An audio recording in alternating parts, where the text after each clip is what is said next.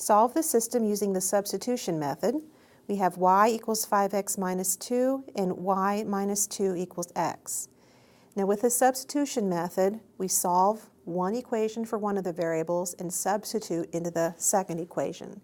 So we can see in the first equation that y is equal to 5x minus 2. So where I have y in the second equation, I'm going to write 5x minus 2. So that gives me 5x minus 2, that's y, minus 2 equals x. Now what that gives me is an equation with just x in it. So I can solve for x. That gives me 5x minus 4 equals x. Subtracting 5x from both sides, I have negative 4 equals the opposite of 4x. And dividing both sides by negative 4, I have 1 equals x. Now be careful not to stop there. We need an x and a y to solve the solution, or to solve the system and to find a solution. So I take 1 as the value for x, and I'll substitute it back in my first equation.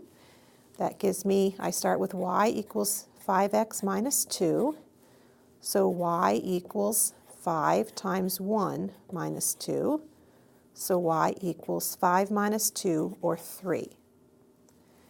That gives me the ordered pair 1, 3. And I would check that in both of these equations to make sure that it does make both equations true. And it does, so that is the solution of the system.